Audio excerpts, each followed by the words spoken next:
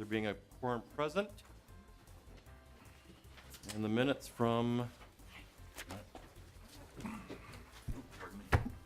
February 27th. I'd like to move the minutes, Chairman. Representative Lunan moves the minutes. Any discussion to the minutes? Seeing none, all those in favor of approval of minutes from February 27th, please signify by saying aye. Please signify by saying aye. Aye. All opposed, same sign. Minutes are barely approved.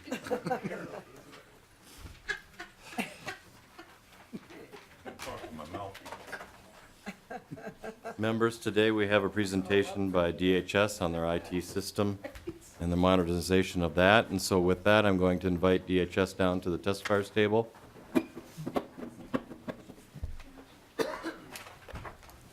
Welcome to the committee. And if you could introduce yourself for the committee, that would be wonderful. Thank you, Mr. Chair and members. My name is Michelle Weber, and I'm the Business Solutions Officer at the Department of Human Services. Welcome to the committee. Thank you for having us today. My name is Greg Paling. I'm the Chief Business Technology Officer for Minute, representing DHS and MNsure. Welcome to the committee. Please proceed. Thank you, Mr. Chair and members. Today we're going to be providing two presentations for you. We're going to provide an overview of the Department of Human Services IT modernization efforts, as well as an overview of the Minute at DHS work. So we'll start with an overview of our modernization efforts. As we provide this overview to you about our modernization efforts, we wanted to provide some context related to the systems that the agency is working to modernize. There are several major technology systems that are part of these modernization efforts. They support the administration and delivery of human services, including healthcare, child support, cash assistance, food assistance, as well as foster care and our direct care and treatment services. In addition to the major systems that we're working to modernize, DHS has other, what might be considered smaller systems that are used to support the critical delivery of human services. In total, then, are all of the applications that are supported or used by the Department of Human Services are 375 different technical applications. The systems have a significant user base that includes 31,000 county, tribal, and state workers, as well as over 200,000 healthcare providers. They support a variety of human services that are delivered to over 2.8 million people in the state of Minnesota. Our direct care and treatment system supports services to over 13,000 clients that are served annually in 24-hour-a-day, 7-day-a-week settings. And we'll speak to this in more detail during the second part of our presentation. However, wanted to provide the committee some context from a financial perspective.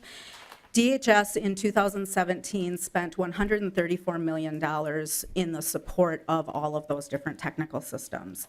Of that amount, the federal government covers approximately 52%, or $70 million in costs, and those costs are reflective of staffing, hardware, software, software license fees, as well as professional technical services. As we approached modernization, it's easy for people to recognize that the age of our technology systems requires them to be improved and upgraded. However, over the last several years, we've recognized that we also want our system modernization efforts to support a transformation in how services are provided. We are wanting to support a new model of integrated and person-centered services in our modernization efforts. So in addition to changing the technology to support the delivery of person-centered services, there are other factors that are also contributing to the necessity to update and modernize our technical platforms that all of our systems exist on. They have been built over time, many of them being over 20 years old. They were built to meet a very specific program need and to serve a very specific program, and it's really difficult to have those systems talk to each other. The reality is that, as I mentioned already, these systems were developed over 20 years ago, many of them in technology that at the time what was prevalent was the use of a floppy disk to save or transfer information. And in many cases, we're losing the expertise that's necessary to maintain these systems on an ongoing basis. In some cases, the programming language, it's very difficult to find schools that are still teaching the programming language that some of these systems were developed in. Also, as we look to make changes that are necessary to comply with legislative changes, federal requirements, or new policy that's implemented, it currently takes us a long time and a significant effort to make those changes in our existing technology systems. And for direct care and treatment, we have federal requirements that require us to move towards an electronic health record. In addition, there's an opportunity before us to maximize our use of federal funding in that for many of these efforts, there's up to 90% federal resources available to support the modernization efforts. We've organized our modernization efforts around 4 different areas. Not each of these represent a technical system. So the integrated service delivery system is a strategy that looks to combine the functionality that currently exists in multiple technologies in the state to support a more integrated and person-centered experience for the individuals we serve. Also, I'll point out that our direct care and treatment is really not a system per se, but it's about the technical support that's necessary for our facilities. As I mentioned, related to the integrated service delivery system, this is a strategy, not a specific system, and it'll be a combination of replacing, modernizing, as well as integrating several IT systems to provide a more holistic and person-centered experience for the individuals in the human services area. The Minnesota Eligibility and Technology System, METS, was the department's first endeavor to modernize systems, and we're continuing to invest resources in improving the user experience in METS and continuing to develop additional functionality. Our third effort related to the Medicaid management information, our MMIS system, that system currently supports over $12 billion annually in payments to providers. And we're in the early planning phases. We'll speak in more detail to each of these efforts in a few slides, but this is just a general overview for you. And as I've previously mentioned with our direct care and treatment program, what we're looking to do is not necessarily modernize an existing system, but fully develop an existing system we have that currently only partially provides some of the client data served in direct care and treatment facilities in a technical system. A lot of that information is still maintained in paper form. For all of these efforts, we're recognizing that this is an incredibly large and complex undertaking that we're pursuing, and each of these will be a multi-year effort. As we move forward, we're really wanting to work with the legislature also in developing an understanding about what ways we might be able to simplify programs, which will both improve the experience for the people we serve, as well as make the technical development more efficient and effective.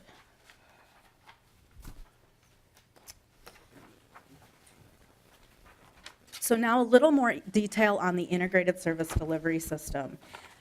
As I said, it's a strategy that combines multiple separate systems right now and services that are provided to people in the human services delivery system. Our ultimate goal for what we refer to as ISDS, the Integrated Service Delivery System, is for counties and tribes and DHS to work together on the development of this.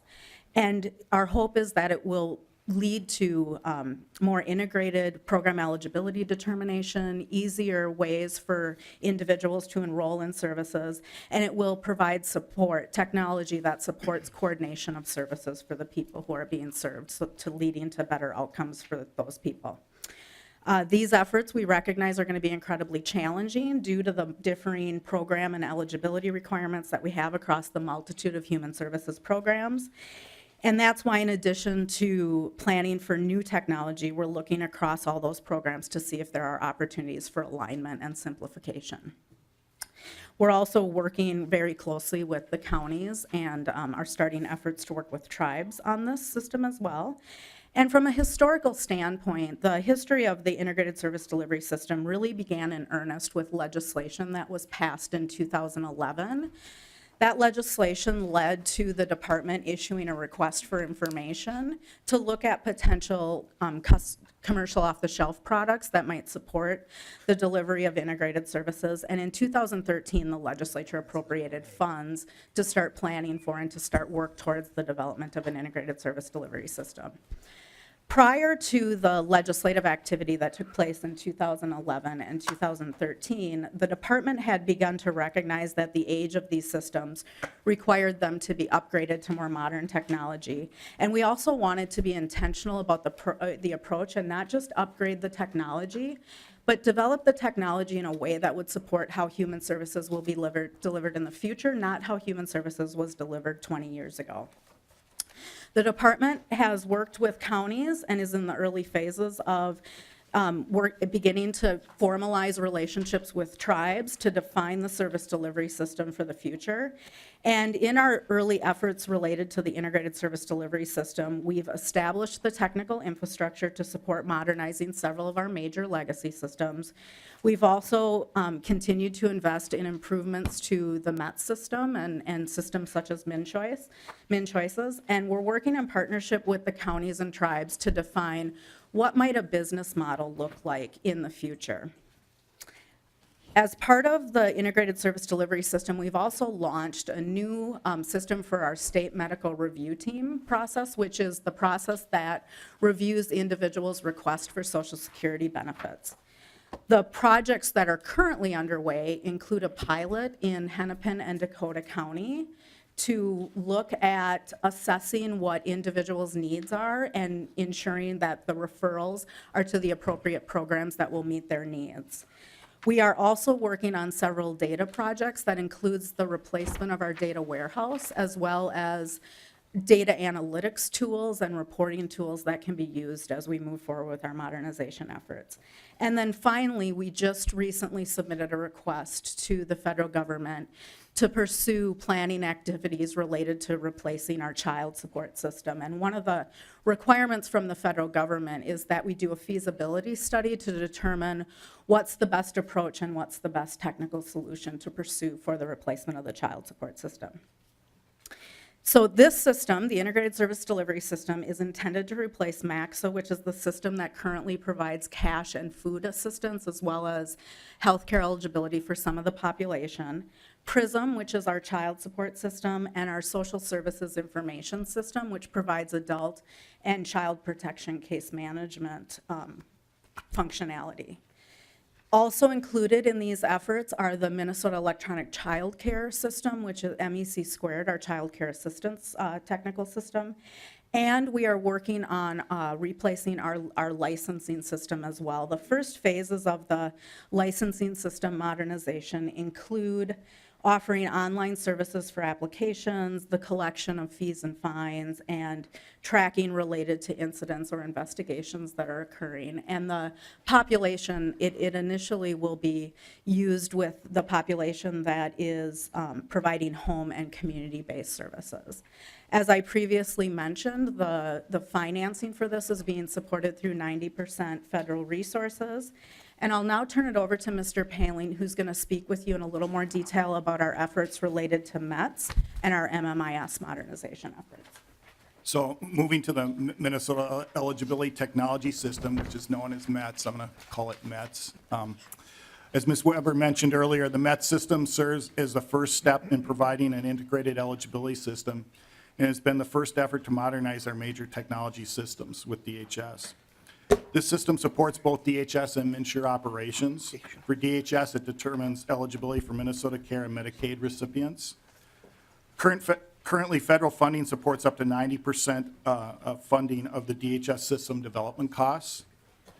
It has a significant customer base of over 900,000 people for DHS programs. Working through a governance structure that includes DHS, MNsure, and the counties, there has been progress made on METS, and a targeted focus has been to work on improvements that automate processes and improve information to healthcare recipients. Some examples of these improvements are on the slide that you're looking at right now. The system is continually being improved to enhance, to address system defects and increase the functionality available in the system. We've learned a lot through the challenges that we faced during the implementation of METS up to this point, particularly how difficult it is to design and implement a technical system that addresses multiple and complex eligibility requirements. We are applying those lessons learned as we embark on the development of the integrated services delivery system, as Ms. Weber was saying. Examples of what we are able to do differently now in METS and with ISDS, specifically because we are not under the same time constraints we were with METS, include we're engaging users from the very beginning. That includes county users. We're able to plan and develop the system at a pace that fits within the capacity to manage both the business and technical changes that will accompany it. And we are also learning from other states who have had success, both in transforming to person-centered services and implementing new technology to support those efforts, similar technology to what we're implementing. Moving to the next slide this is the roadmap. This is a picture of the 2018 roadmap for METS. This was recently approved by the Executive Steering Committee for METS, which is a organization that meets monthly. It's a public organization. To just briefly explain what you're looking at, along the top there are 4 planned releases. When we first implemented METS, we were not doing planned releases. We were releasing quite frequently. Now we have 4 planned quarterly releases. The items identified in the middle represent ongoing work, and in the bottom right-hand side of the roadmap, there is an indication of the work that we're working on right now that will be deployed like in 2019 or later. Moving to the Medicaid Management Information System, known as MMIS, this modernization effort will take several years to complete and will be approached in phases, with the first phase focused on establishing the technical infrastructure to support a modernized MMIS, along with improvements to the functionality of the current system. We have many efforts currently underway to modernize our Medicaid Management Information System. Some of these initiatives will be completed in the next few years, such as provider screening and enrollment, and doing infrastructure upgrades to the front-end system, which is called Minutes. The federal government covers 90% of the cost of these modernization efforts, as long as we continue to align with their development methodologies and work to improve our Medicaid information technology architecture, known as MITA. While this effort is separate from ISDS, it is not being done in isolation of what we're doing with ISDS. We collaborate regularly, and we look at technology wins that can meet both needs. It will support similar goals, such as improving duplication and allowing us to more quickly respond to changes. It will also have the technology support business process redesign efforts that occur as we look at what business functions are supported by our systems and work to align those functions across various programs. And Mr. Chair and members, I'll pick back up here with our direct care and treatment modernization efforts. Our facilities, our direct care and treatment facilities, as I mentioned previously, provide 24-hour-a-day and 7-day-a-week services. This requires that there's technical support available on that schedule as well. And in addition to the electronic health records initiative that we have underway, there are also other things that are unique to the concept that we have facilities. So we have to think about security within those facilities, things that require technology to ensure that there's access and that we have secure facilities for both the people that are working there as well as the individuals who are being served. The electronic health record, as I mentioned already, is right now done in software and in partnership with a vendor called NetSmart, as well as the Department of Human Services, and Minute is working to fully modernize and add all of the components that are necessary to fully achieve an electronic health record. We also depend on services from the Minute Enterprise Agency with our facilities, as well as Minute at DHS. Funding for the modernization efforts currently underway are supported through a combination of state appropriations as well as federal resources. In a few slides, we'll speak a little bit more to the METS financing, but wanted to provide you all with an overview of the funding that's been provided for the Integrated Service Delivery System as well as MMIS. In 2013, as I mentioned before, the legislature appropriated $24 million over the course of 4 years. How that broke down was that in 2014, there was approximately $12.7 million was appropriated. In 2015, there was $3.6 million appropriated. And in 2016, $5.9 million. And then beginning in 2017, approximately $1.7 million was appropriated to support efforts towards developing an integrated service delivery system. A portion of that 2013 funding remained available as we moved into state fiscal year 2018, and so we're continuing to be used to support our current efforts we have underway for the integrated service delivery system. With MMIS modernization, the planning was initially financed by the Department of Human Services through internal resources available from our systems account, general reserve. From that account, we utilized $7.2 million in state resources for the purposes of planning. And then during the 2017 legislative session, the governor's budget included a request for both integrated service delivery system work as well as MMIS modernization efforts.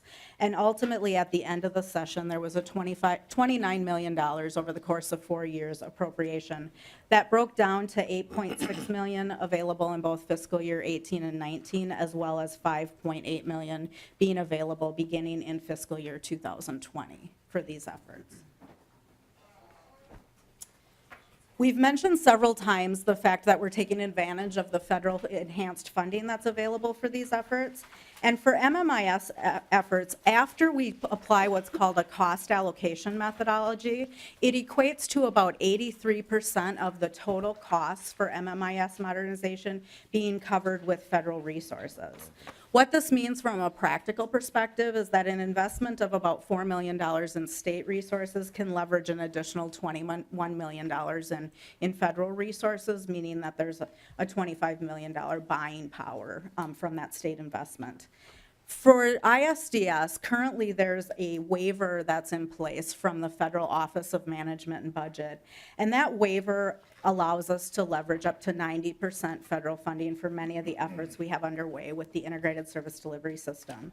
That waiver is currently scheduled to expire on December 31st of this year, and after that waiver expires, our efforts for the integrated service delivery system modernization, the federal contribution to that will change from anywhere between 50% up to 90%, depending on the benefiting program that we're undertaking the modernization effort for. This chart provides an overview of the METS financing. The METS system is both a system that is operational and there continues to be development work in that system. This chart provides an overview of the historical financing for the METS system and was specifically requested by the committee. It dates back to 2011 and it includes representations that are beyond just the cost of the METS system. If you review the first bar for each fiscal year, that provides you an overview of the breakdown of funding that's available for developing functionality within the METS system. The funding sources for that currently include a small remaining amount of federal funds that was available from the Center for Consumer Information and Insurance Oversight, as well as federal Medicaid funding, state appropriations, and premium withholds. The second bar for each fiscal year on the chart provides an overview of the operational costs that have been incurred in the METS system. The operational costs are supported with federal Medicaid funding, state appropriations, as well as premium withholds. And I want to note that the third bar in the chart is representative of MNsure operational costs, so not necessarily directly related to the METS system. Transitioning now from the overview of each of our modernization efforts, I'd like to speak a little bit to what we're doing to work towards success with this. We fully recognize that this work is really huge and it's going to be an incredibly complicated endeavor. And we're also working to be very intentional about the inclusion of our users, counties, tribes, the people we serve, as we move forward with these modernization efforts. As a result of that, last fall, the department and MN.IT reached out to counties in an effort to bring together a group of individuals who would work on developing a 5-year modernization strategic plan. Going into that strategic planning process, we conducted a survey of end users, and overwhelmingly, the results of that survey indicated that these systems are in need of modernization. Over the course of 5 days, this group met and developed an agreed-upon vision for all of the department's modernization efforts and identified 4 key initiatives that we should focus on as we move forward. For each key initiative, there were explicit goals identified as well as strategies. And we're right now in the process of developing tactical plans for how we will implement each of those strategies that were identified by the group. The agreed upon vision that the group developed is that DHS modernization efforts, for all of our modernization efforts, is that all Minnesotans have access to the full range of integrated person-centered human services through comprehensive and sustainable technology. The 4 areas of focus that the group identified were people, and the description for that is engaging the human services community's expertise to build an inclusive, accessible delivery system which empowers Minnesotans to improve their lives. This is really about both the people we serve as well as the individuals who are working on the modernization efforts. For communication, the intention is to establish an inclusive, transparent communication approach and to maintain, that will help us to maintain an improved human service delivery system. Overwhelmingly in our survey, we heard from the end users that they wanted an opportunity to contribute and provide input into our efforts. And so under that communication key initiative, we'll be working not just on communicating out the progress that's being made, but also forums in which we're making sure we're gathering input and feedback into the efforts that we're undertaking. Innovation was another key initiative, and the description for that is enriching human services systems by sharing, encouraging, and being open to new ideas, technologies, and processes at all levels. The group really wanted to recognize that there's a lot of innovation that's occurring out there, and we should take advantage of that innovation that currently exists. And not just innovation in technology, but also innovation in how services are provided. And then finally, they identified a key initiative around governance. The description for that is to partner through an accountable decision-making structure to ensure that technologies support the person-centered objectives. Needing to formalize a mechanism under which, in particular, the counties are actively engaged and members of the decision-making process as we move forward with our modernization efforts. Another effort that we've undertaken over the last year was the development of an integrated services business model. And this was developed in partnership with the counties and White Earth Nation. The goal was to develop an integrated person-centered business model that could inform the technical development. So it wasn't meant to be as specific as translating to specific system requirements, but was meant to be an agreed upon model across all 87 counties, and that we could also use as we worked with the tribes and across the various program areas. The project team recognized that they wanted to be sure that it worked for staff, but the primary focus was on the people that are served in the human services delivery system. The project also was not intended to be constrained by what they thought technology could or couldn't do, as well as what current program requirements might be in place. They really wanted to look at what is the model for delivering services, and then take a step back and look at how can technology be developed in a way that will support this. To develop this model, the project team connected with leading edge programs throughout the country to learn about best practices. They also considered existing feedback that existed from the people that are served in the human services system. They conducted a literature review, and they made multiple site visits at counties throughout Minnesota that are already working towards delivering integrated services, and also did a site visit with the White Earth Nation. In addition to the literature review and site visits, the group also received a technical assistance grant from the American Public Human Services Association. That group provided technical assistance in the form of helping the group define what their future state was, and also looking at what would it take to implement this. Through that technical assistance grant, the project team was also connected with work that's happening in counties in Wisconsin, California, and Ohio, who were also recipients of that technical assistance grant. So as a result, the model that was ultimately developed was informed by both work that's happening in other states as well as work that's happening here in Minnesota. This provides just a general overview of the components that are included in the model. The intention is that, as I mentioned previously, that the model would be focused on the people that are served. And what it's meant to convey is that each of these components would be present to the people who are participating in the human services program. There would be a screening that's available to get to root cause. So if an individual is seeking out assistance for food, it's looking at what else might be happening within the family that is leading to their need for food assistance. It's also looking to provide referrals not just to state programs or county programs, but also community-based programs that would be available. And do combined eligibility determination, as well as create mechanisms by which service coordination can occur for both the workers who are working with the people as well as the individuals. The business model is intended to be broad and flexible enough to fit all of the various DHS programs, and it's also intended to be flexible enough for the specific way in which it's implemented to be determined by the county or tribe that's implementing it. In addition to this high-level overview that you see on the screen, there are additional detailed elements to this model that I didn't bring today, but would be happy to share with the committee if there is interest. The second component to it is a flow of what it actually looks like for the people who are being served. How do they work through each components of this integrated services business model?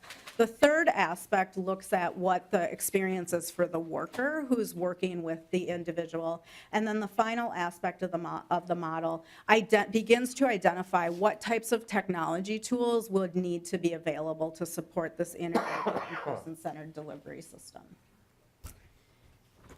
In conclusion with the first part of our presentation, as progress is made on each of these system transformation and modernization efforts, the department is working in partnership with MN.IT, the counties and tribes, as well as others, to accomplish our shared vision of integrated person-centered services. A major piece of this is to focus on and understand what it's like for the people that we serve and what the people we serve are interested in. Last winter, we conducted a session under a Bush Foundation grant that we had received where we invited in people who are working more directly with individuals to provide input into how can technology support human services in the future. A unique opportunity exists for us with the time-limited additional federal resources that we have available. And a current challenge that is going to remain into the future is how do we balance the changes that are necessary in our existing legacy systems over our goals to develop more modernized technology systems. We need to work in partnership with the counties and tribes and the people we serve, as I've mentioned, but we're also interested in working in partnership with the legislature as you consider future changes to understand the implications to our existing systems as well as opportunities that modernization may be providing us. As Mr. Paling previously mentioned, we've learned a lot through the challenges that we're faced with the implementation of METs, and we're making a very concerted effort to learn from that experience and to make sure we're being very intentional from the beginning in terms of engaging our end users in the development of these modernized technologies, and also to develop it at a pace, leveraging things like piloting the implementation of new technology that will help us be more successful as we move forward. So, Mr. Chair, this concludes the first portion of our presentation. If you'd like, we could take questions now, or we could move on to the second portion. Ms. Weber, I think we're going to take some questions at this point just because they're probably fresh in people's minds. And so far I have Representative Loeffler and Gruenhagen. And so Representative Loeffler. Thank you, Mr. Chair, and to our guests, you're taking on a big project, and we appreciate and know the need for it. But as I listened carefully, at the beginning you I kept hearing the word simplification, and I heard a statement that we're not building the system for the system we've had for the past 20 years, but for the future. And yet I don't see, as we walk through the components, really that as a critical step within it. I know when Wisconsin did their eligibility system, they did a major effort with their legislature as partners to simplify eligibility, which dramatically reduced the complexity of the programming, made it much more person-friendly. And I don't see that pause in any of this development for you to be coming to us with ways that we can streamline. For example, even just in eligibility for medical assistance, I think we have one of the most complicated systems in the world, and I think both parties' perspectives have contributed to that.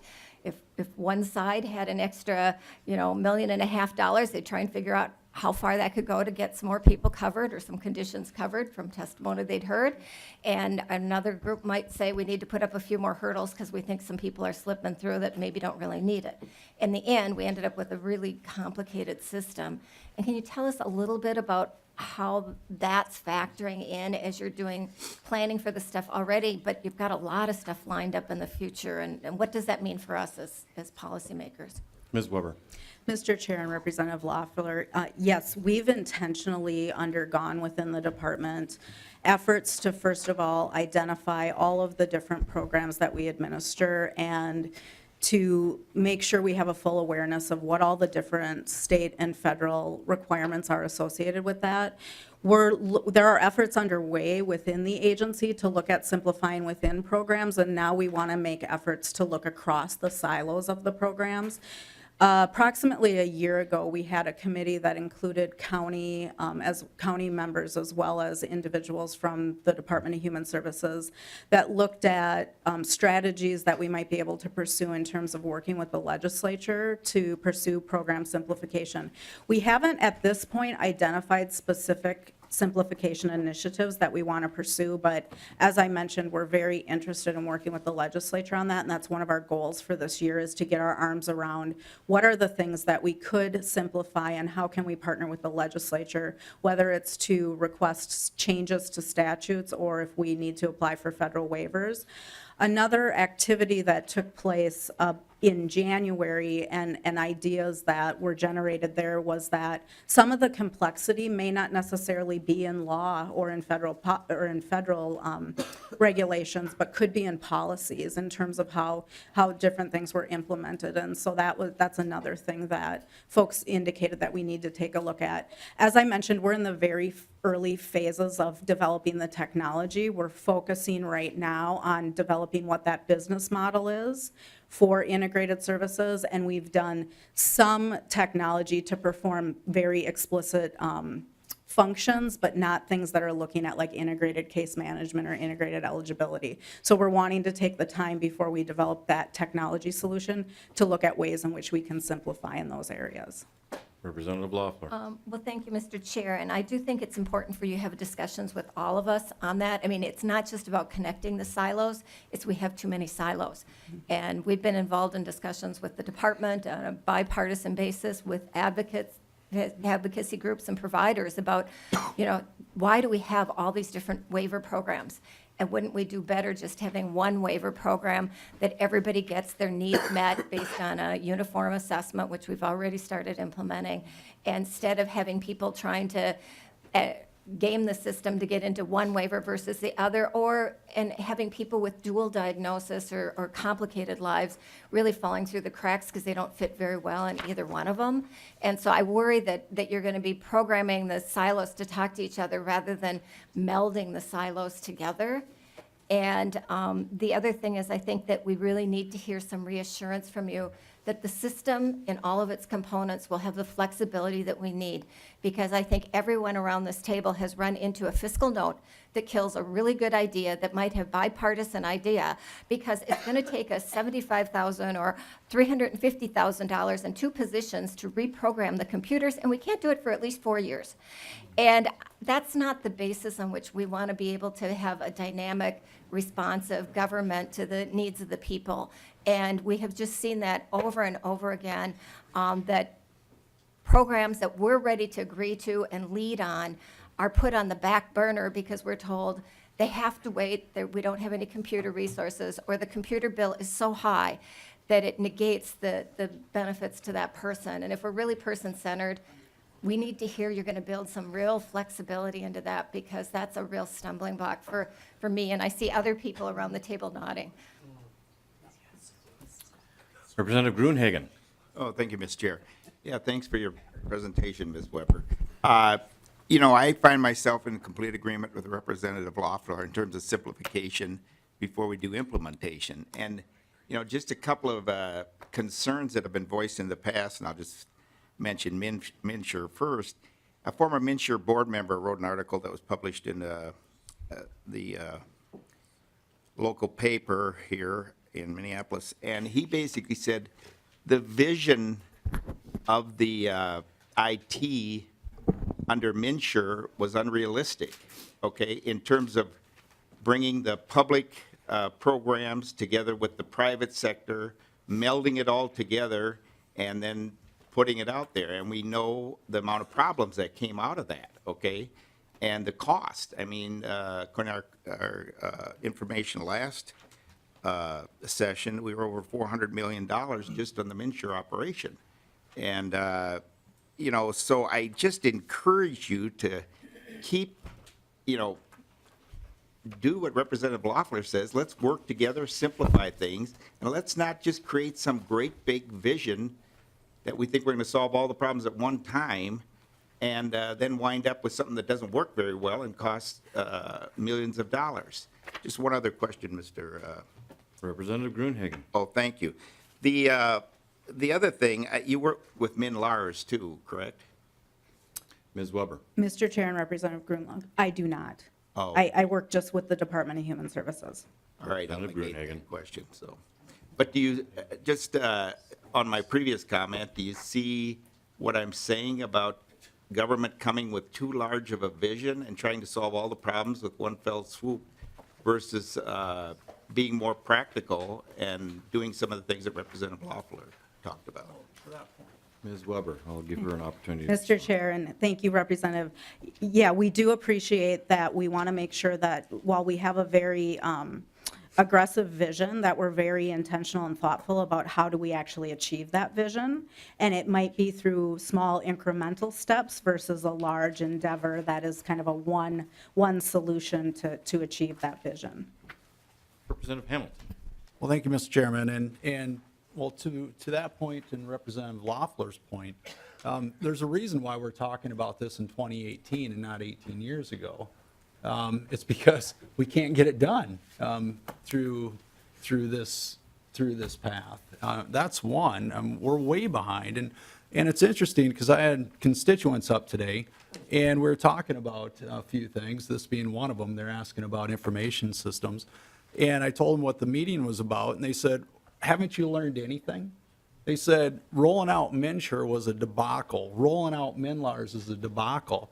Now you're exploring to do something similar?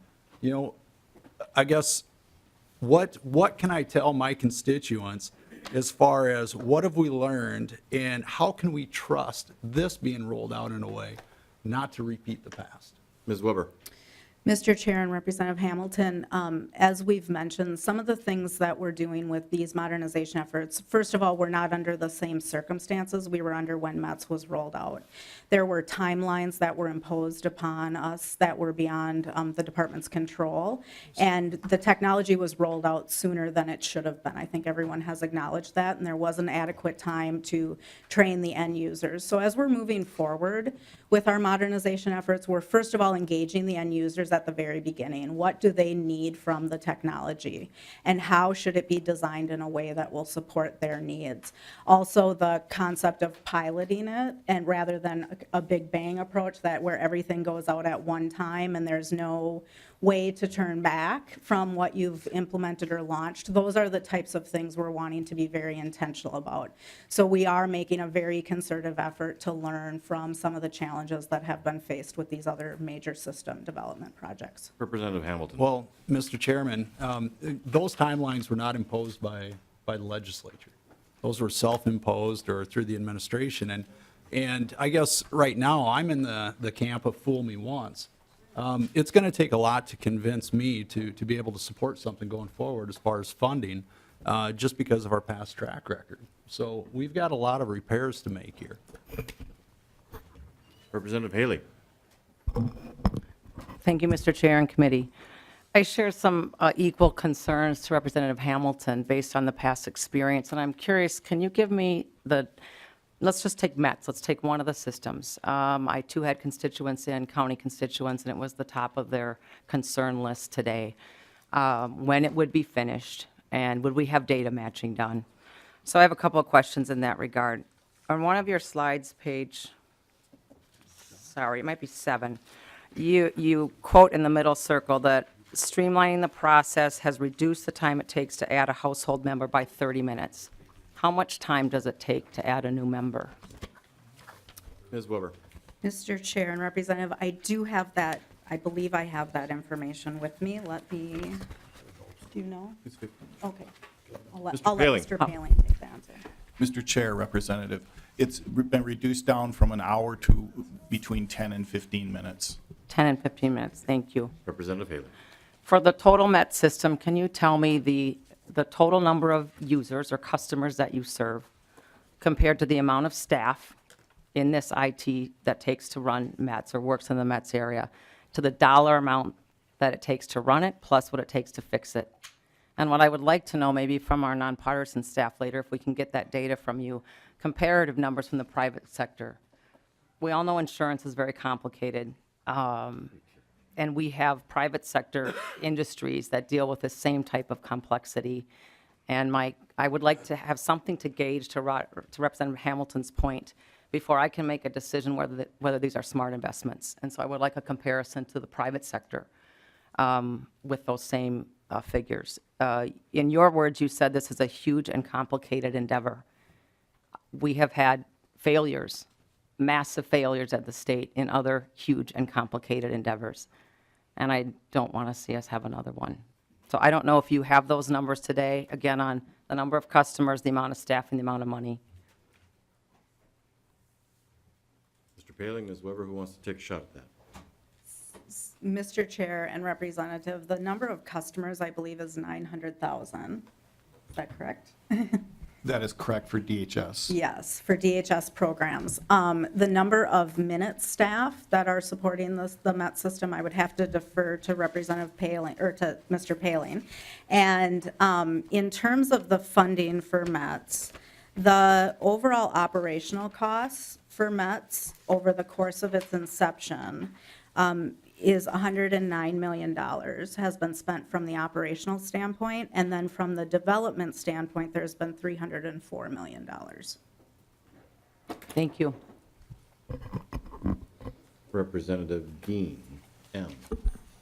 Thank you, Mr. Chair. Just in terms of the last year for fiscal year 18, I think over the summer there was a memo that came out that looked at fiscal year 18 for federal fiscal year 18 spending for within the program, and for ISDS it was about 134 million with 120 federal and around 15 state.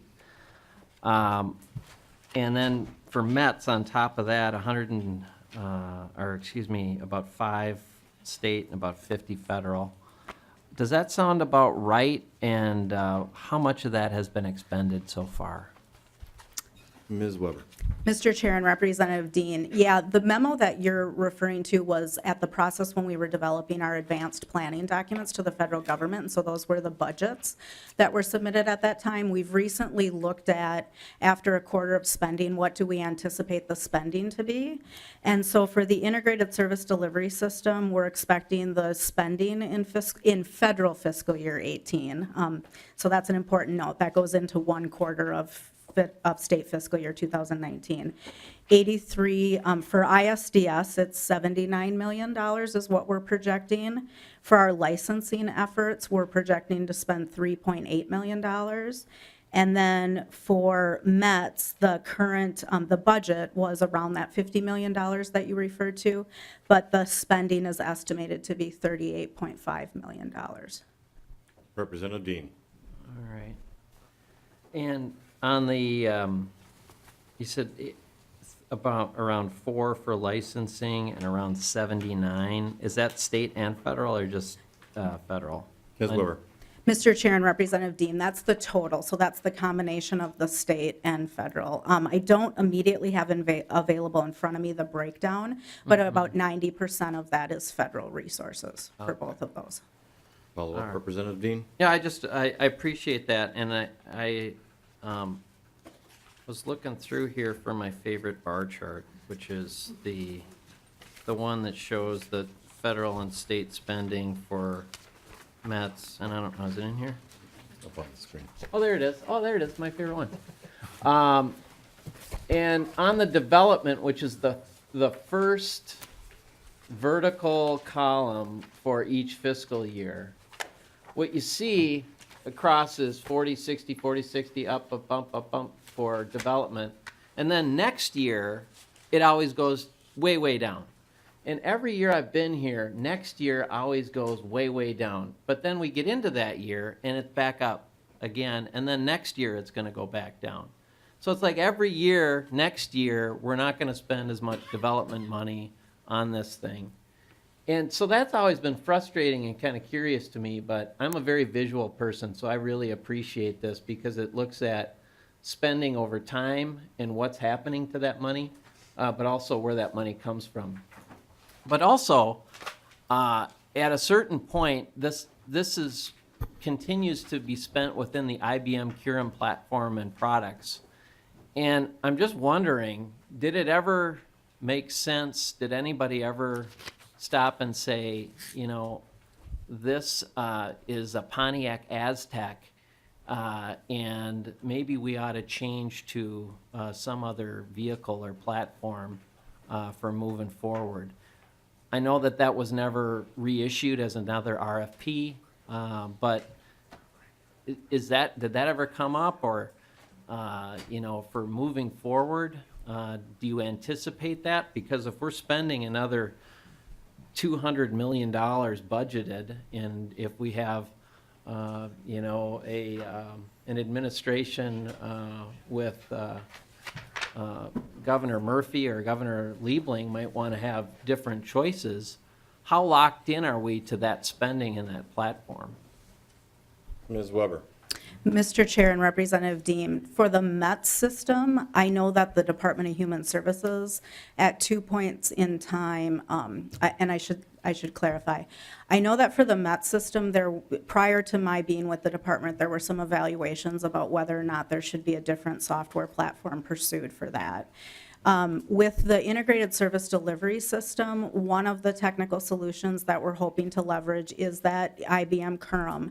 But we're also going to look at each individual functionality that we're hoping to develop, and we'll work in partnership with Minute to identify what is the right technical solution to support that functionality. So Curum is one of the technologies, not the only technology that would be pursued for that. Thank you. Representative Murphy. Thank you, Mr. Chair, and thank you for coming and testifying. I'm thinking a little bit about Representative Hamilton and your constituents, and sort of wanting a proof point, right, to share with people about how we proceed. And in my tenure, it seems like there have been a variety of examples, both in healthcare and in other platforms, where we, the state, have tried to advance a modernization around the technology that we use and a simplification of the policy that precedes that. I know I was involved in that back in 2010 when Governor Plenty was still in office. And at least in my experience, we are still struggling with this, and whether we vend it out to a private entity, which I think some people would prefer, or we keep it in the hands of state government or in partnership with some vended service, the aim that I think would be in all our interests and in your constituents' interests would be to make this more functional for people. Right? Yeah, right. And it is hard for a committee like this to get our hands wrapped around that. And when I think about our the longitudinal look, we haven't mastered it yet, because it's not really our job. Our job is to fund it, right, to question it, to oversee it. But the administration's job to administer it and set it up and make it work. So I am real interested in a continued conversation from the administration about what's working and what's not working. What do we actually need if we want a usable, modern, front-facing, and engaging government, right, that people can employ to get their stuff done. And I think that's what Minnesotans want. And, we look at this in little windows of time, little snips of time. We're not engaged in it or immersed in it as you are. So it is hard for me to judge based on the moments of time, the news stories about who's done what right and wrong, to really get a handle on what is the underlying issue. I have my own thoughts about that, but as we move forward, in whatever form you can get that to us, I would really appreciate a candid assessment of what do we actually need to do to make sure that we're achieving the goal that I think our constituents want, that Minnesotans want. And I'm not sure I'm hearing that yet today. Response, Ms. Weber or Mr. Paling? Mr. Chair and Representative Murphy, I appreciate that opportunity to work collectively with you on that. and have that candid discussion. Question for you, Mr. Paling. So what is the timeline for the rollout of the ISDS project? Mr. Chair, right now, we have a high-level roadmap, and we don't have a set timeline for the total rollout of ISDS. It's going to take the next 5 to 10 years. So with that in mind,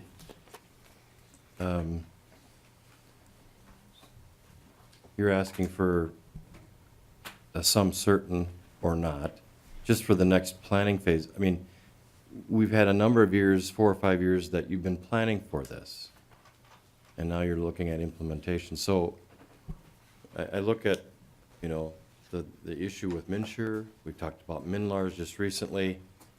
You're asking for 55 million just for the 18 for METS improvements.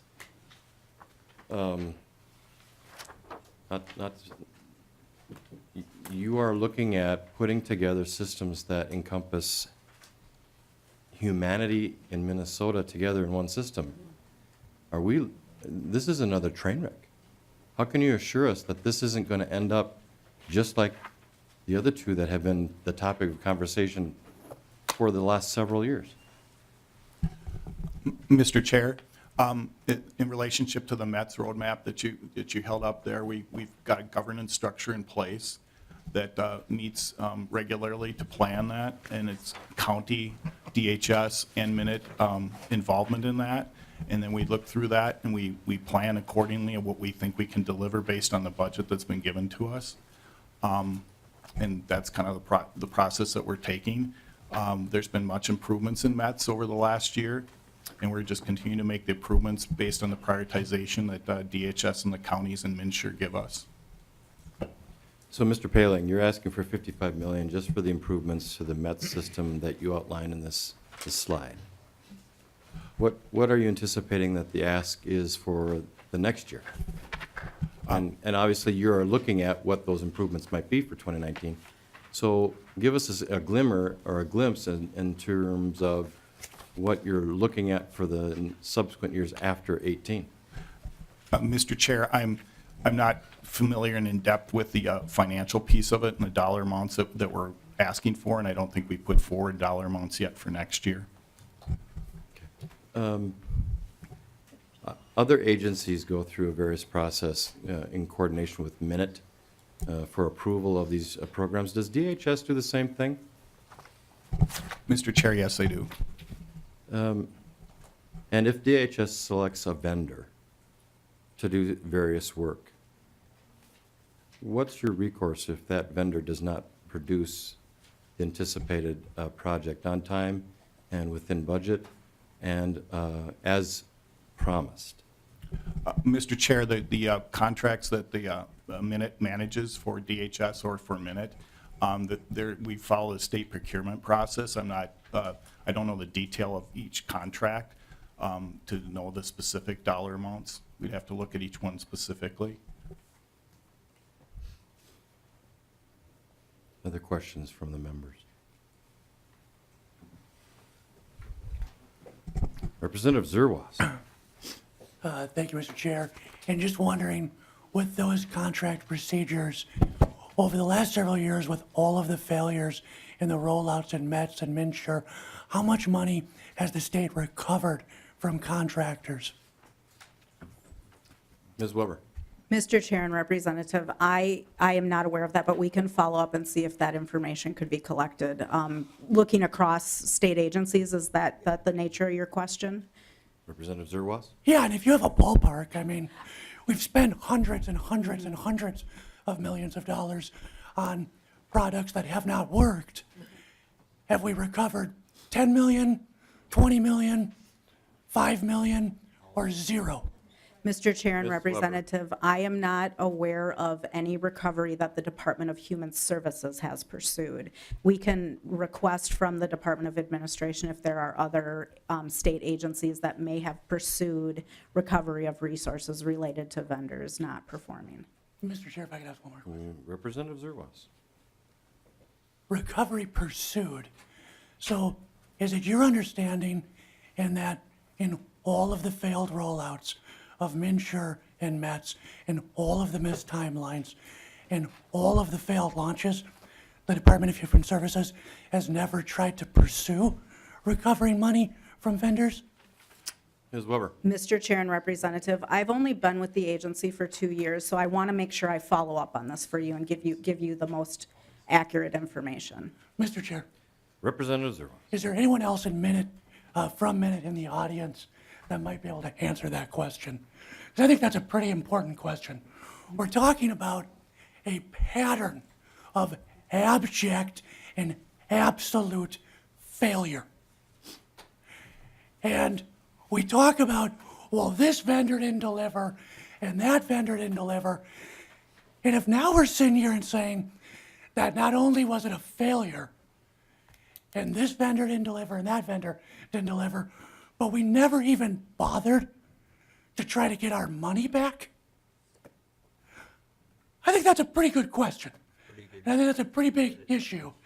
And if there's anyone that's with Minute that could provide some insight here today, I think that would be helpful.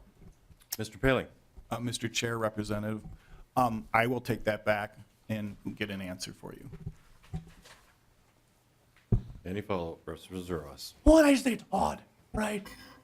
I mean, hundreds of millions of dollars over years, thousands and thousands of Minnesotans not being able to work the basic function of the social services programs and not able to sign up for insurance that have gone uncovered. And we don't even know if we asked for our money back. I mean, you can't make it up. You can't make it up. Representative Lunan? Thanks you, Mr. Chairman. So when you're going back to Minute, I guess to calmly paraphrase what Representative Zerwas was saying is, in the contracts that you have with the contractors, is there what are the clawback, if there aren't any clawback provisions in the contracts that allow for that? And then obviously would like to hear back that in the contracts going forward that those clawback provisions would be in there that would allow us in a civil proceeding to recoup some of that money. That's what I would like to see. Thank you. Representative Murphy? Thank you, Mr. Chair, and I'll try and say this again, maybe just with a little more clarity. Because I hear Representative Zerwas in your voice, the exasperation of emotion. And I know, like Minnesotans, people that live in the district I represent who've been frustrated with healthcare, with MNlars, et cetera, right? So we have a job to do. And so I hear your frustration, and at the same time, having been here now for 12 years, I think the technological failures that we've experienced they transcend both administrations, they transcend both parties, and if what we want is to make this effective for Minnesotans, I'm hoping that we can together dig in a little bit further, work with the administration, figure out what is actually happening, what is wrong with, if there's something wrong with the procurement process. If it is the timelines, we didn't give the Department of Administration or DHS or MNsure much time to stand up MNsure. We asked you to stand that up in a very short amount of time. So there are things that I think we're responsible for as a legislature, and there are parts of this process going forward that we're struggling with. And, I don't know if other states are struggling with it as well, but I do think if we want to make this work for people, then we got to dig down beneath sort of this momentary indignation and figure out what the problem is. So again, to my request, right? And I don't mean it in any critical way. This just isn't a good pattern for us, for the state of Minnesota, and I think we have it in us, right, to figure it out, but we're not getting maybe enough information to help you with that. Comment from either of you? Representative Liebling? Well, thank you, Mr. Chair, and I know I also hear the exasperation. I also hear some exacerbation. Thank you. And you know, Representative Zerwas, we all feel very frustrated, and the thing you've identified that we, you know, I also have had that question, why haven't we gone after some of these vendors, and what's wrong with our contracting process? I mean, that's an absolutely valid question. But I think it's really overstating it, you know, the abject and absolute failure and all that. You know, yeah, it's been frustrating, and there were some real bad, you know, mistakes in the beginning, but I mean, MNsure and METS we're getting there. It's been a lot slower than it should have been, but it's getting there. You know, so that's where I hear some exacerbation of the problem, perhaps. You know, let's not, you know, overstate it, because there's plenty that we need to do that without overstating it. There's plenty of problem there that we need to get our arms around. I mean, it's very hard for us as a legislature to manage this stuff. I mean, we're lay people. We're not most of us are not coders. We're not really equipped to understand the technological pieces of this. I don't know how we as legislators are supposed to really get into this and manage it, and yet the public expects us to do that. It's very difficult. So one question that I have, though, in addition to that statement, which piece of this, if any of it, deals with our PMAP program, deals with our, you know, we have our system under our Medicaid program, under our Minnesota Care program, that we hire HMOs to for the most part, to carry out our public programs. And I've asked the question a number of times and never really gotten a satisfactory answer of what it costs us, and what the systems are that we have to have in place to manage all of that. And I'm not sure if I understand what you've just presented well enough to know if any of this relates to that system. I know you've got some pieces in here about, you know, providers, paying providers. I don't know if that's just fee for service, or, I mean, does any of this relate to contracting with HMOs and managing the HMOs? Ms. Weber? Mr. Chair and Representative Liebling, not explicitly the contracting or managing the HMOs. I would have to follow up on that request related to the information and costs that you had. Okay, thank you, Mr. Chair. Representative Lunan? Thank you, Mr. Chairman. And to Representative Liebling's comment, the role that the legislature, first of all, the indignation regarding all of this, it does fall on leadership. The leadership of Minute, whoever appoints the leadership of Minute, I mean, it all falls with the top. That's the role of leadership. And as far as the role that legislature plays in this, how we manage that is, I almost feel like we're asked to put gas in a car that's not running. And so what we need to do is we need to ask some questions about the contract, you know, are they using contract labor? What's the qualifications? What are the goals? The long-term goals. I've got a whole bunch of questions here, but I'm just going to email them out of respect for other members' times on that. Don't want to gotcha or do any of that stuff. I would actually like the answers to it, so I'll be send those over to you. But this is the role of legislature right here, is that we don't, you know, I guess blank check is a term you can use or whatever, but there should be some strings attached to, okay, how is that funding going to be used, and, you know, what are the results? What are we going to measure, I guess it would come to. So I think actually we do have kind of a direct role in all of this. Representative Considine? Thank you, Mr. Chair. Representative Zerwas, this is some of the same frustration, though, that I was feeling yesterday about that building. Why weren't we going back and looking at who was responsible for the fact that we're basically looking at a third of the cost of a building that's only 13 years old? And I think some of the leadership does come to us and saying, okay, there needs to be something in those contracts that when vendors are not living up to their obligations, that we're going back and saying, you need to fix it. So, thank you. Representative Hamilton? Well, now I'm just getting redundant from the last two speakers. You know, we also have to be honest with ourselves. I mean, if we're not capable of doing it, then we shouldn't be doing it. You know, we want to be on the leading edge, but not the bleeding edge. And, you know, I'm using the examples of MNlars One of the gentlemen that was in the office that I occupy today, he said he sells cars for a living. And he goes, you know, if we do business in South Dakota, we can go right in and they'll print off the title and everything right there. And yet Minnesota's struggling with all this and millions of dollars later. And so, like we're talking about, we shouldn't have to, as legislature, be in the position to micromanage things, but we can ask the tough questions to make sure we have the proper management structure in place. And this is very serious, and when I brought it up to my constituents today, they asked, what are you thinking? You know, again, it's failed twice in a big way. Why are you even considering moving forward? And that's what I mean. There's a lot of healing that has to take place before I'm able to support any funding options for Minute or others, METS or Minute or whatever we call ourselves.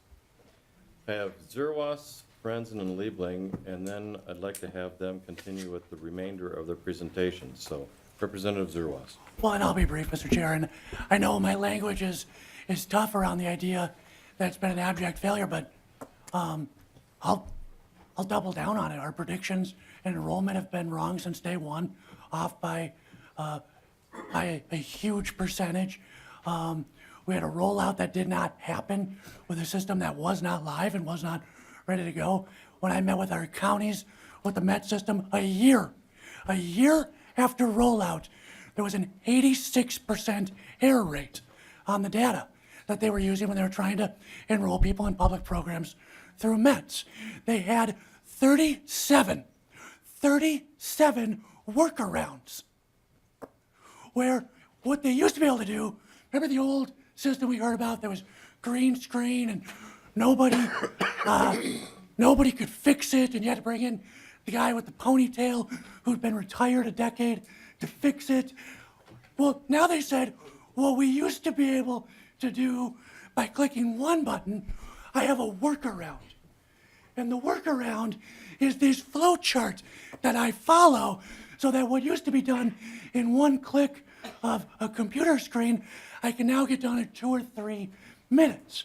And there was 37 of them for updating someone's address, updating a life event, if they had a child or if they adopted a child, if they got married or if they got divorced. And so I would be interested if someone wants to point to the great success, let's take some time and hear about it. But in every interaction I've had with people that tried to utilize the platform to purchase, people that were told they purchased only to find out they really hadn't, to checks that had been cashed but insurance not provided, to on the public end, significant and persistent errors. Yes, abject failure from beginning to end, and the problems aren't going away. Representative Friends. Thank you, Mr. Chair. This situation reminds me of those, Sally and Tom are wanting to remodel their home, and they contract with a contractor. Don't know really much about that contractor. The contractor shows up, does a little bit of work, really slow. They're given an estimate, right, of whatever it is, and contractor comes back and says, well, sorry, but the price is gonna go up because I need more time. And the homeowners are like, but this is what we were told it's gonna cost and when it's gonna be done, and you said you'd be able to deliver. And the contractor says, no, it's not gonna happen, I need some more money. And the homeowners are like, well, my house is like, it's in disarray, I can't even live here. What are we gonna do? And homeowners are like, we're gonna have to figure out how to get some more money. And pretty soon the contractor just doesn't show up for work anymore. Homeowners are like, what are we gonna do? They're gonna have to go to now another contractor and get another quote. But for those homeowners, they've got some ability to sue that contractor that was bad, take them to court. There'd be repercussions. for that contractor, and there'd be the ability for that homeowner to get their money back from that contractor. And yet the taxpayers of Minnesota, there is no repercussions for that contractor. The taxpayers are, well, now another $200 million. You know, $200 million, you guys, I am very passionate about our home-based community services. I live next to 2 homes, and to have to constantly tell them that we are not giving them the increase that they deserve, but yet we've got more money to put toward IT projects that just never seem to deliver. I find it really hard to believe that we're constantly having to just reinvent the wheel when we've got other states that are doing the same thing. There's got to be a better way that we can pair up with states and say, here's what we're doing. Here's what we would like to do. What are you doing in your state? And be able to grab some of that already developed platform and bring it back into our state to save money, to save reinventing the wheel. And I think that we're all very frustrated here with the fact that we're just blowing money that is finite. It's a resource that's not easy to come by. And it's rather sad that we're just constantly just plummeting down the drain. So that's all I've got. But, you know, too bad for those taxpayers. There's no way to sue the bad people that are just constantly raking us over the coal. Representative Liebling. Thanks, Mr. Chair. Well, Representative Franson, I hope there is. We all hope there is. I mean, you know, nobody should be allowed to get away with, you know, promising to do something and then not delivering and then just walking away. I mean, that's just plainly not acceptable. But I just wanted to respond to a couple things. First of all, absolutely, you know, this is a leadership issue and making sure that this is all, you know, that the right people are hired, that we have the right contracts in place. I think it was Representative Lunan that was talking about this. The problem is for us as legislators, we can ask all the hard questions. We all try. Bipartisanly, we don't necessarily have the ability to get the answers, and we don't necessarily even know if we're asking the right questions. It's just really hard. I think, you know, we're all feeling that frustration, and we felt it for a long time over different issues. You know, maybe it's partly the nature of our role, but I just want to say that I think some of what we have to grapple with is what's the alternative? You know, if we don't, you know, the world is changing. It isn't just that DHS wants to do this and that. It's that, you know, the world is changing, technology is advancing. You know, people are demanding different kinds of access to technology, and things are supposed to move really fast and smooth in a way that 20 years ago, maybe people wouldn't have expected. You know, I know that my constituents expect answers to their emails really fast, you know, different when people used to send letters. And so, you know, the real question is, you know, what can we do as a legislature to have a positive impact on this? And what I would submit to you is that our role, the thing that we can do the best, I mean, we should always be asking the hard questions, absolutely, and try to understand and make sure that things are in place to the best we can. But our role is to, I think, is to try to simplify what's being asked for so that we don't have to have technology that has all these incredible complications. Whoever over here said, aren't other states doing this and can't we? I've asked that same question and have not been able to really get a good answer to that. But, you know, each state does have its different way of approaching things, and, you know, that's sort of the answer that I've gotten when I've asked. But, you know, once again, I just want us to go back to the fact that we're asking our systems to do incredibly complicated stuff.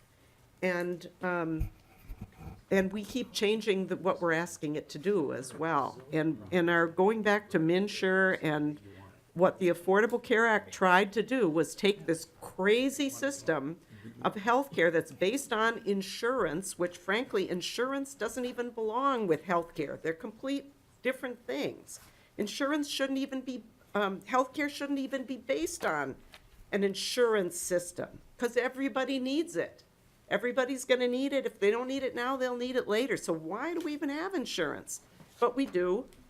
And in order to keep insurance in the game and have it work a little bit better for people. The ACA tried to do that. And, I think about this as trying to build a bus by starting with a bicycle chassis. It doesn't make a lot of sense. If you want a bus, you start with a bus chassis. You don't take your bicycle and try to remodel it. And that's kind of, I think, what we've sort of done, trying to make our insurance system actually work for people for health care. And it's just too darn complicated. We need to back up, get the complication out of the system to the best we can, and then our technology lift will be a whole lot easier. Mr. Paling, I'm going to let you jump into the minute review. Thank you, Mr. Chair. My understanding is that you wanted a overview of the minute at DHS, and I got a brief overview, just a few minutes here. Minute has a very large portfolio of applications and projects at DHS. We manage over 375 applications, including 12 major systems. These major systems are large and complex. Most of them exchange information with multiple other systems from multiple source agencies, and they are subject to many state and federal regulations and requirements. As you've already heard, these major systems, along with the 375 applications, support services for over 2.8 million Minnesotans, and they are used by 31 county, tribe, and state workers, more than 200,000 providers, and many other DHS and MNsure partners. Our project portfolio is managed through a governance structure with DHS and MNsure. We don't do that alone. We manage it with DHS and MNsure. We have approximately right now 183 active projects, including multiple modernization projects. We also have 137 projects in the queue, which means we aren't working on those now. Those are requests from DHS for us to work on, and we're not working on them at this time. You've already heard us talk about the modernization efforts. Our project work is also managed through the governance structure. Currently, in the integrated services delivery system, we have 53 active projects. The METS system, we have 29 active projects. Direct care and treatment, we have 36 active projects. Additionally, we have 35 other active projects that Minute manages outside of the modernization efforts, but within the governance process.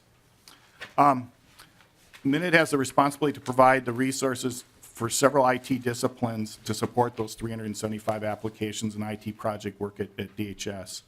Included in those responsibilities are portfolio and project management, business analysis, architecture, development, operations, quality assurance, security, IT finance, and communication management.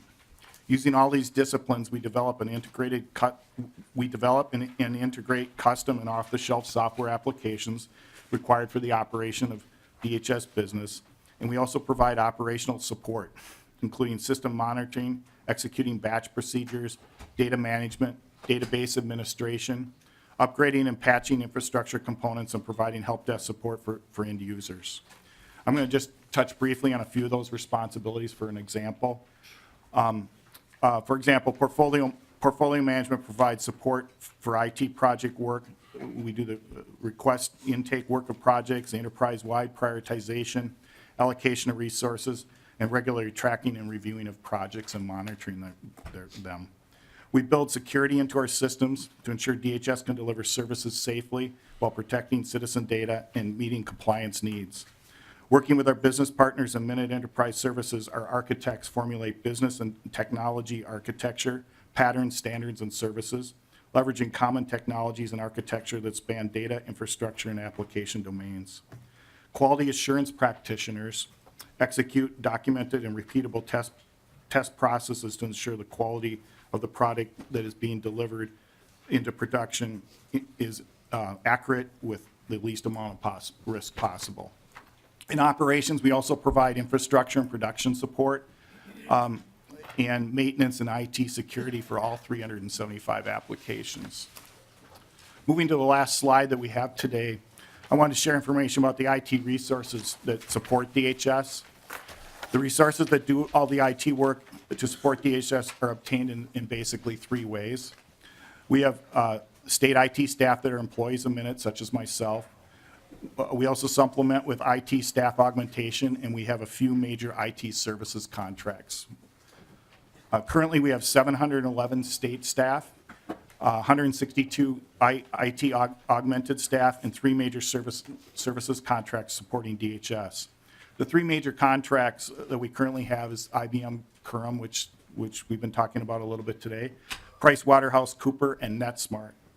The state staff augmentation and services contracts support all 375 applications in the 183 active projects that we've been speaking about. That's what I have related to that. So just both Ms. Weber and I wanted to thank you for giving us the opportunity to speak with you today, and we're ready for any more questions you have at this time. Mr. Paling, I've got just a couple questions. So just relevant to that last slide, how many open FTE slots do you have right now? Currently, state open positions, I have approximately 145. In addition to the 873? In addition to the 711, yes. I want to back up a slide. It strikes, I have a couple questions with regard to the scopes of projects that you've got going on. Sure. So you've got 137 projects in the queue.